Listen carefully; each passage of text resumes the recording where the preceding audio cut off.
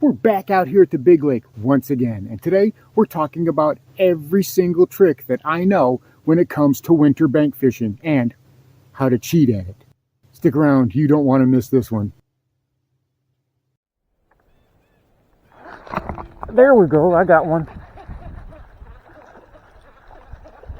Ooh, he's not bad either. Come on, buddy.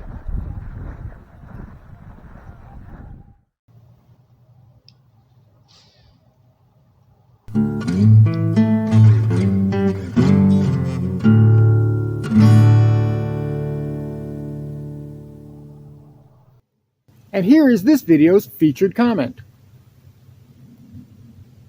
Congratulations! If you would like to have a chance to have your comment featured in an upcoming video, all you've got to do is leave a comment. And now, on with the video. Welcome back to Lowbrow Fishing. And you know, it never fails. With every single video that I post, I always get one or two comments that say, Lowbrow, it's not fair, you have a boat. That's the difference. That's why you're catching fish, and that's why I'm not catching fish, is because you have a boat and I don't. That is a myth that I've busted time and again. So we're going to use this video. We're going to go into deep detail about bank angling and all the bank angling videos that I've done and the success that I've had from the bank.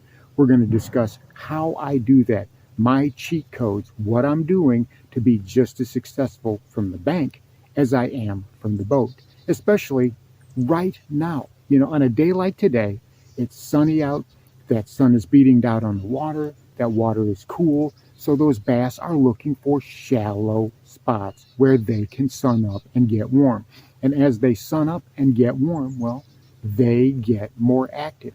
It's something we've discussed I don't know how many times. So I want to give those bank anglers who are still struggling to get bites, I want to go through a step-by-step analysis of what it is that I'm doing and why I have the success that I do. And the first thing that I'm doing, the number one thing that I do, well, I read the weather reports and I check maps before I go. I've said that before. You know, you don't have to have fancy electronics. Look up, you know, the Weather Channel, weather.com, and get the wind report and the weather report for that day. That itself will tell you volumes about what you need to fish with. Is it windy? Is it calm? Which direction is that wind coming from? Is it going to be sunny? Is it going to be partly cloudy? Is it going to be overcast? Is it going to be rainy? Those variables matter. You can't just put your rods in your truck or your car, head out to the lake, and have a perfect picture. You don't know what all the conditions are. You know, you're basically playing catch up and you're playing reactionary as the day goes on. I don't like to fish that way. I like to know what I'm getting into before I get into it. And that's the first step that I do, is know the conditions. Now, another thing anglers will tell me is, well, they go to their spot and they fish and they fish and they fish and they basically change lures a million times, empty their tackle box into the water, and they don't get a bite. Well, the second thing that we need to do is we need to pick our spots more carefully. And this plays into part one, whenever I said check your conditions. And whenever I'm fishing from the bank, I use those weather conditions not only to change what I'm going to fish, but they also dictate where I'm going to fish. That's very key. That's very, very important. For today, you know, the winds were out of the northeast, and again, they were pretty blustery, 15, 20 miles an hour.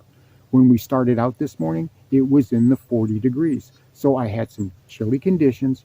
It was clear, but it was still chilly and it was windy, and that wind was coming out of the northeast. So the other day it was at the northwest, like we talked about. Today it was at the northeast. So that played a big deal. That played a big part in how those fish were going to set up, because it changed the current lines. Current lines are key. You've got to find how those fish are relating to current in your fishery. It all boils down to that. We've talked about structure, we've talked about cover, we've talked about fishing against the bank, we've talked about fishing deep. But all of those things are based on current. Largemouth, you know, they like a little bit of current. If it's lazy, they'll be out in it, or they're going to be hiding behind a rock or a pier or whatever, a stump, if it's stronger. You know, largemouth and spots, don't worry about it. If there's current, they're going to be right in the middle of it.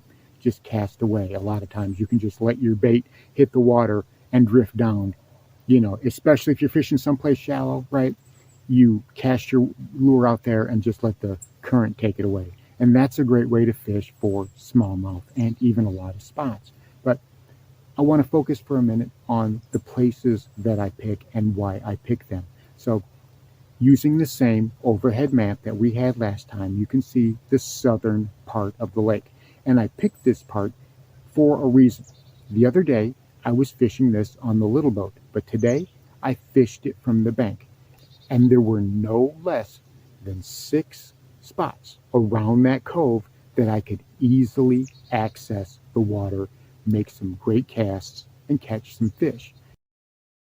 It's all a matter of setting up based on the conditions that you're given.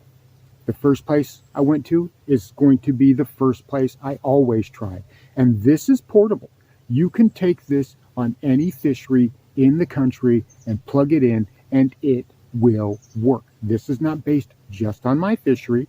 This is based on any fishery in the country. It doesn't matter if it's a lake. It doesn't matter if it's a river system. It doesn't matter if it's a highland reservoir, a lowland reservoir. It doesn't matter if it's a pond. You can take this and plug these tips in, and they will translate to your fishery.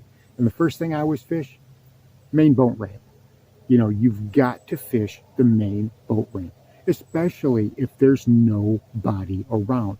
It's cover right off the bat. You've got cover. You've got man-made structure in those piers and in those docks, right? And then another thing you have most of the time is you've got a concrete ramp that goes down into the water. It's going to absorb sun. It's going to radiate that heat out into the water, and those bass are generally going to be relating to the bottom of it. Now, there's an old story from back in the 1970s and 80s about how Bill Dance, you know, everybody's favorite fisherman, how he would aggravate the other anglers in a tournament because as soon as he dunked his boat in the water, he was fishing that boat ramp. That's right where he would start to fish. And he won a lot of tournaments doing that. Say what you want about Bill Dance now and you know, building his reputation for fishing private lakes and whatnot, but the man knew what to do. He dropped his trolling motor right there at the boat ramp, and he caught piles of fish and won a lot of tournaments. So you never want to miss out on the main boat ramp. So let's go out on the water and let's look at all these spots, from the boat ramp to the points to the backs of pockets and all the areas in between, and why I picked each one of these spots and why I fished them the way that I did. All right, the very first place I always want to check whenever I'm bank fishing from a particular body of water is I'm going to be looking for the main boat ramp. That is gold, and it's a place everyone has access to. You can bank fish from the main boat ramp. It's also going to give you access to deeper water, because out on the edge there's always a channel that they dredge out so that you have boat traffic can get in and out. So this is going to be one of the first places that I always check. Is going to be the main boat ramp.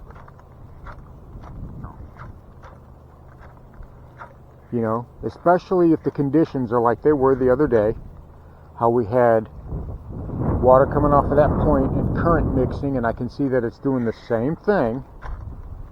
So we're going to start with a jerk bait through here, and we're going to try to bomb it out there pretty far.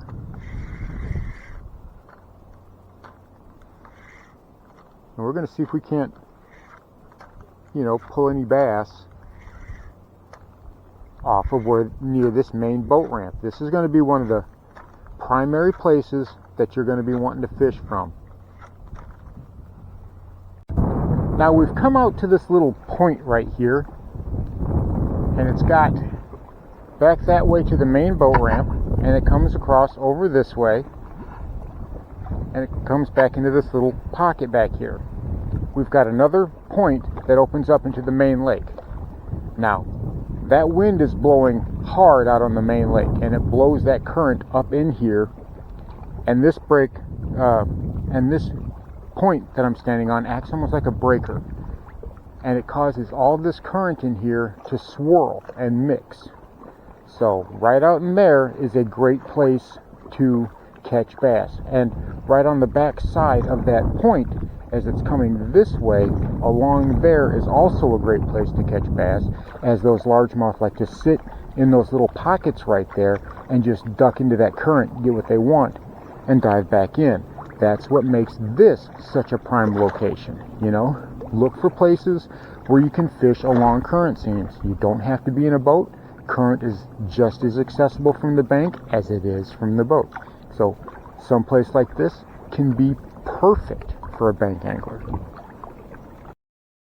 We are now out here on this main lake point, and this is where the water comes rushing by. You can see that current bringing that water by, and this is out from that pocket. There's that main boat ramp, and we've got that whole cove in there where that water's mixing, that water's churning. And this is another spot that I'm going to be looking for.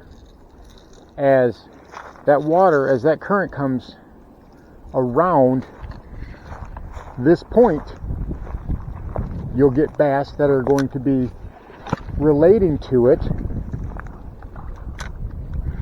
setting up in it, you know, looking for an easy meal, like they always do.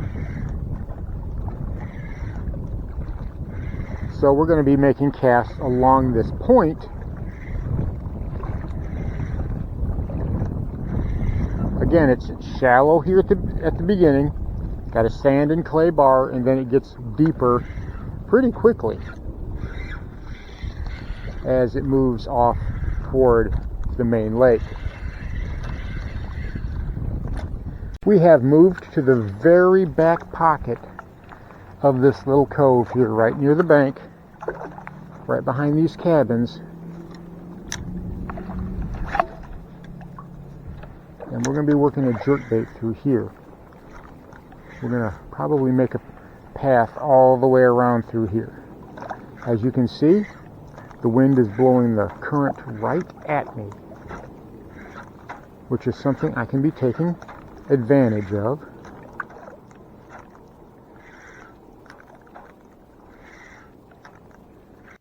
So, as you can see, bank angling, a lot of times we let it get the better of us. Either we overthink it or we underthink it. Put in a little thought. You don't have to overthink it, but put in a little bit of thought, and you would be surprised at the amount of success that you've had. I've spent most of my life on the water, and in most of that time, I was a bank angler. It wasn't only until recently that I became a boat angler. You know, when I bought the Bass Buggy years ago. So, you know, as you see, bank angling is not that complicated.